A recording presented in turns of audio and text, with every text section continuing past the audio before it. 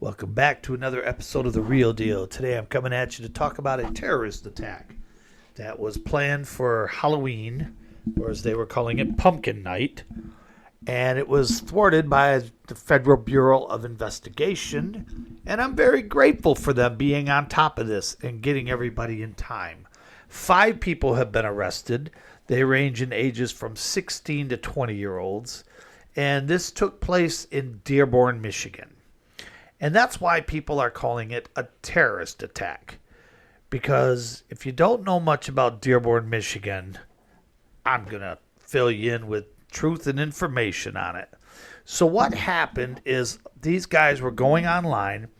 They were planning this attack on, like I said, Pumpkin Nights, what they were calling it. They were posting things in certain social media, nothing major, but a couple things they had said recently raised some red flags for people, and they got a hold of the FBI. So Kash Patel and all his people, they got a little involved, started checking things out, started following them around, secretly. It's like, all right, these guys are up to no good. And then they went to a firing range and fired off an excessive amount of AK-47 ammunition with their guns, and still wondering how a 16-year-old could get one of those. Obviously, it was illegal or stolen. So that kind of raised a lot of red flags to the FBI. And they're like, wait a minute. So then they swarmed in and got them. And like I said, 16 to 20-year-olds in Dearborn, Michigan. And I sit there, and when I think about Dearborn, Michigan, I'm like, gee, I wonder who they were planning on attacking. I don't know, again, if you know about Dearborn, but I'm going to tell you about it. And here's the deal. When I start telling you about it, don't cry racism. Don't give me none of that BS about what I'm going to say, because I'm telling you the truth. Is it racist of me to say Muslims attacked us on 9/11? Is that wrong? No, because that's the truth. That's what happened. Arab Muslim terrorists attacked us. And Dearborn, Michigan is home to the largest Arab group in America. It is the first, well, actually the second, but is the most populated Arab city in America. It was the second city to have more Arabic people in it than other people, and they've really taken over the city. I don't know if you've ever been there. Years ago, when I was working, actually headed to Ford Motor Plant, because that's where their headquarters are, and me and my bro Larry Carpenter were driving there, and I took a nap on the way. We'd been traveling. We were customer liaisons, and we go to the auto industry and check on things.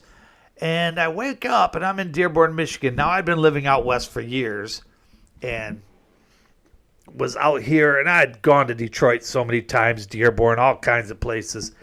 Been to Ford Plant lots of times. But this was, probably the mid to late 90s. Probably 97, around in there. And I wake up and I'm like, what the hell, Larry? Did you take me to the Middle East? What did you do? And he's like, I can't even tell you the words Larry said. Now, Larry was a black man. And Larry was he was a Baptist minister. So he didn't care much for them. They didn't care much for him. And he had some words to say.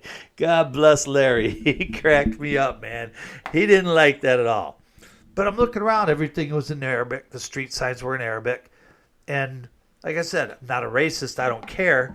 But I noticed they weren't treating me too good. They didn't treat Larry too good. When we went into the plant, they were very rude to me there. And I'm like, that's funny, because I'm in charge of you right now. I'm basically your boss checking out the scene here. But Dearborn, Michigan has the largest Arabic population in the United States of America. The first city that had the largest population was Hamtramck, Michigan, which is about 20-some thousand people, but the population of that area grew, and Hamtramck's a small city, about 2 miles, but it's packed in there. People would go there because of the auto industry in Detroit, so they'd go there to get a job. Now, when that city started happening, it was Polish people. In probably 2010, around in there, the population was 90% Polish and Polish related. And now the population is mainly Arabic. They are the first city in the United States to have an all-Muslim government. They have named a street Palestine Road or Palestine Street. I can't remember if it's a road or a street. I'm sure it's probably a street since they're in the city. And they don't, like, Dearborn's the same way. If you have a dog, because in their culture, in their religion, that's considered unclean, even though if you've ever read the book, if you've ever read the Quran and the Hadith, it is not the dog that is unclean, it's its saliva. But that's their interpretation, that's cool. But they're making people get rid of their dogs. I have friends that have lived in Dearborn and they moved because they were harassing them because of their dogs. I had friends down there that dogs were mysteriously killed. Gee, I wonder why and who did it. And it's like, so they went through, you can't fly a pride flag down there. Oh, they don't allow that at all. If you're gay down there, you might as well just move and get out because they're not fond of that. There was some Jewish people there, and they told them, you know, they went to city council meeting in Dearborn, or not Dearborn, Hamtramck. They told them basically to shut up because you're Jewish. Same with the Christians that went in there. They were talking about, well, you can do your prayers all day long. That's cool. We don't mind that. But you want me to get rid of my dog? I can't play my music loud? Right. You can't play your music loud because that's not our music. So where's the freedom, people? So what? You got to give others freedom, but they don't have to give it to you? Is that where the United States of America is going now? So I've been around a lot of Muslim communities, and I've been in places where I worked where, let's say we have Muslim truck drivers. When I was working in a steel mill, and they'd come in the middle of the night and stuff, and it would be later, and they would have to pray. They'd go in our break room, lay down the rug, pray. I'd walk in the break room. I'd walk around them. I'd be quiet, be gentle, because I respect that. Your belief is cool. That's fine. But you have to respect other people's beliefs too. If I'm walking my dog and you don't like that, don't come up to him. All right? And don't tell me I can't have a dog. Don't preach to people when you don't let them preach to you. Let me tell you a little bit about the history of Dearborn, Michigan, and why so many Arabic people go there. They'll say it's because of the auto industry, but why Dearborn? And why Dearborn Heights and why Hamtramck? They're all right together. There are about 400, a little over 400,000 Arabic people in Michigan. Now, here we go.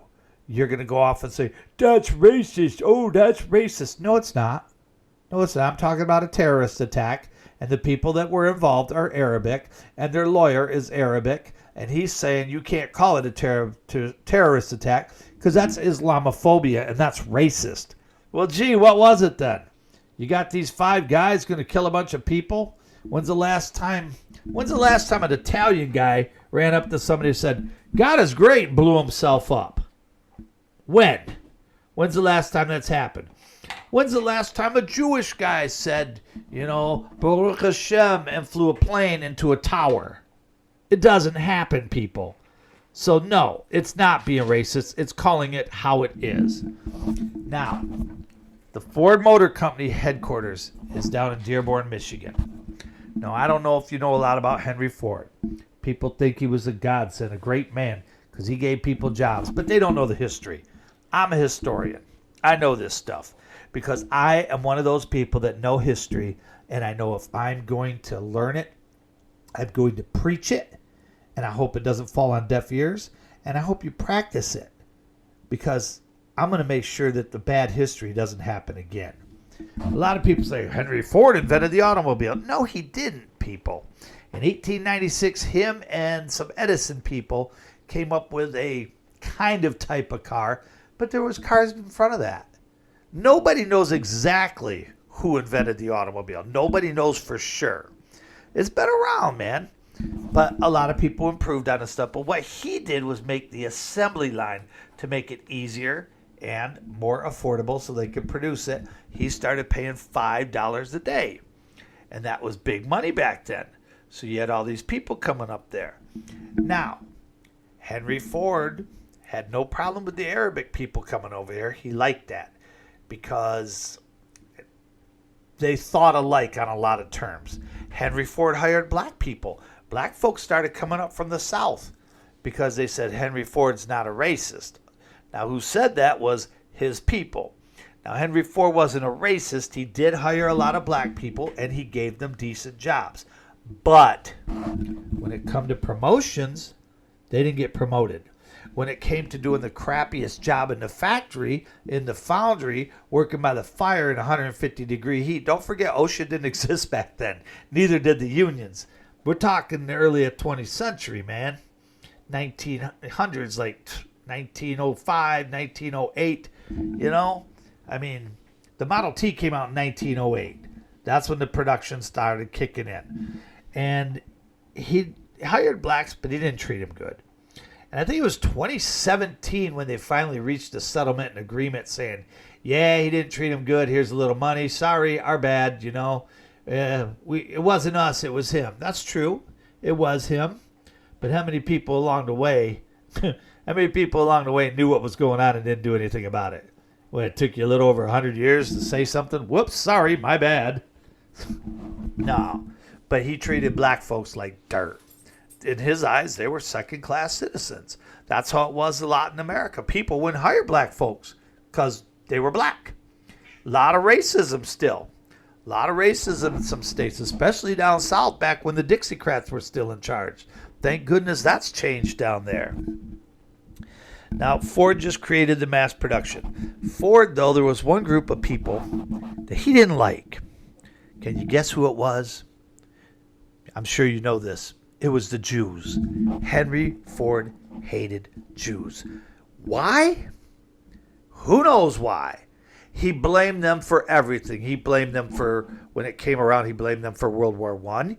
He blamed them for a horrible economy. He blamed them for every little financial problem America had. He blamed the Jews. From 1919 to 1927, he ran a paper called the Dearborn Independent. And it was the largest anti-Semitic, anti-Jewish, I'll tell it like it is, anti-Jewish paper in the world. All it did was present hatred for Jews, the racial stereotypes, everything. And you had to get it. When you went to the car dealership, a Ford dealership, it was there in the showroom and you had to get one. You had to. They made you take one, man. He did that for about 8 years. And it went all over the world. It was the largest anti-Semitic paper in the world. A lot of people liked it because a lot of people believed the lies, just like they do today. Now, there was this guy who, Henry Ford, he knew what Henry Ford was doing. And when this guy got in charge, he kind of became his buddy. And he's like, hey, Mr. Henry, how about you come over here to my country and help us with our assembly lines and stuff? And he goes, by the way, I like your newspaper. Matter of fact, this guy even wrote a book and mentioned Henry Ford in the book. You ever hear of a book called Mein Kampf? Yeah, I'm not freaking lying or joking. That means my struggle in Germany. Adolf Hitler wrote about him in there. Adolf Hitler and Henry Ford were very good friends. They loved each other. Now, the Middle Eastern Arabs at that time, of course, they've always hated the Jews, resented the Jews for no freaking reason other than they're Jewish. You know, we'll go into that someday. But, so Hitler was okay with them. He'd meet with the Mufti in the Middle East, in Iraq and Iran. He was okay with them. He's like, oh, you hate Jews? I hate Jews too. And even with his Nazi attitude of, you know, the chosen people, you know, the blonde-haired, blue-eyed white people, which he wasn't, never did understand why he thought that way. But hey, that's okay with the Aryan nation. But he was like, well, you guys aren't Aryan, but you're close enough, so you're okay. Him and Ford met all the time. Good friends. Good friends. Hitler accepted the Arabs and the Muslims, and so did Ford. They were okay with that. You know, so no big deal. He helped Ford helped Hitler set up his assembly lines. He supported them during the war. A lot of people wouldn't think he would, but he was on his side. Oh, yeah. Him and Hitler were buddies. Ain't lying either, people. Don't believe me? Try to look it up. And don't be hidden by Google. Look it up somewhere else. Don't go through Fakepedia. Oh, no, Henry Ford was a great man. Yeah, he did a lot of good things, but he also had a lot of hatred in his heart. for no freaking reason. Why? Why do you hate the Jews? Oh, one of them probably stole his girlfriend from him or something. Or one made more money than him. One was smarter than him. Freaking jealousy, man. So anyway, Ford and Hitler worked together, even during the war. And a lot of people didn't think that was going to happen. But on Ford's 75th birthday in 1938, he was awarded by Hitler and the people, his people, the Grand Cross of the Order of the German Eagle Award, which was awarded to him by the National Socialist German Workers' Party, which was the SADAP. But that was basically a fancy way of saying Nazis. Did you know the Nazis is short for National Socialist Party? It's basically a shortened version of Nationalist Socialist Workers' Party. Did you know that they were socialist? Huh. You got a lot of people that love socialism. Yeah, here's how socialism works. It works great till you run out of someone else's money. You're going to take my money, give it to this bum down the road that doesn't work, man, and then I got to go to work every day. That's how it works, man. And if I don't go to work, I'll be that bum. But I don't want to be that bum because I got a lot of pride in what I do. So Henry Ford pretty much opened up Dearborn where his headquarters were, and that's when the Arabic people started flooding in. He had no problem with that. Wouldn't hire Jews. If he did, you didn't go to an interview wearing a kippah or a yarmulke, that's for sure. You weren't getting in. And it's gotten very ugly. Down there recently, they were chanting, they had a protest, the free Palestine crap. And they were protesting, and I don't know if y'all know this, Rashida Tlaib, she's the congressman from that area. And she's an angry, ugly little thing. She's just, man, I don't know how people like her get this job. She can't even sleep her way to the top because ain't nobody going to touch that. Here's the thing, too. If she was in the Middle East, she couldn't have that job. Women aren't allowed to do that. When you go to a mosque, women can't be in there. And if they are, you got to be on the other side. Women don't have the same rights as men do, especially in the Middle East. And so she's very blessed to be here in America where she can do that job. Again, she couldn't be talking like she does. I don't know if you ever heard her. She's a rambling idiot, just full of anger and hatred. Hates the Jews. Her grandmother was dying, and she wanted to go see her. She got a hold of Netanyahu, and he's like, yeah, come on over. You're more than welcome. But please don't bring a camera crew and try to make it a horrible thing against Israel like you always do, because he doesn't want her there. He's told her point blank, because every time she goes there, she's preaching hatred and stirring up people, and they get mad, and they start killing people and shooting people and doing all kinds of mean, nasty things.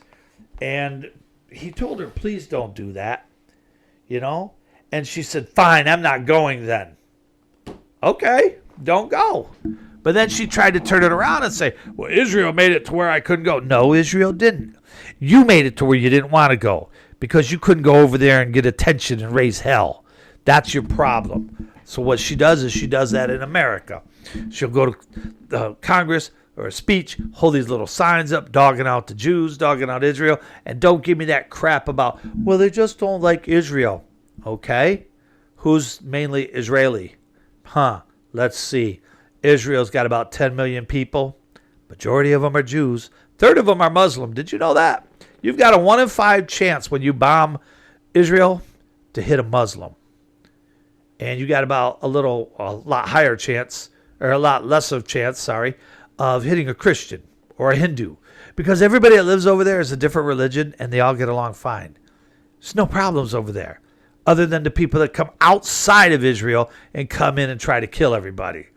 Muslims live freely. No problem, man. Bet y'all didn't know that, did you? Well, I'm telling you the truth. So Rashida, she was talking. And down there, they were going off and they had this little speech. It wasn't too long ago. And they were talking about all this stuff. And they started chanting in Dearborn, death to America. So you got all these Arabic Muslims standing in the streets holding these signs and stuff. Most people can't understand them because they're in Arabic. Some of us can understand them. I know a little bit of Arabic. I know some of the words when I hear them. It's like, ooh, dude, that's not nice. You don't call her that. Trust me. You learn a few things along the way in life. But they were calling them out and chanting death to America. Now, who does that? Who does that, man? That's horrible. It's like death to America. If you don't like America, sorry, get out. You either fix it for everybody, and it doesn't just matter if it's America, it's a company, a store you work at. Get everybody on board, fix it for everybody, or leave. Go somewhere else. Obviously, America's being pretty good to you, so why you want to kill it? Because they want everybody to be like them. That's their ultimate goal. And no, I'm not a freaking racist, so don't go there, people. I'm just telling the truth. Most of y'all never read the Hadith. Most of y'all never read the Quran. Most of y'all don't know anything about the Arabic Islamic religion. Most people don't know about it. They only know what they hear and see on social media. So they went to Rashida about it, and it was actually Fox News, and she went off. I don't talk to Fox News. I don't like Fox News. You guys are always doing... She was going nuts. And I was laughing when I saw it. I was like, the lady was just saying, how do you feel about them chanting death to America in your district? And she was going nuts, her and this other girl. And Rashida did all the talking. The other girl just kind of stood between them. And there's a lot there to stand between them. Oh, boy. It's like, you know, might as well have had a camel with her. Anyway,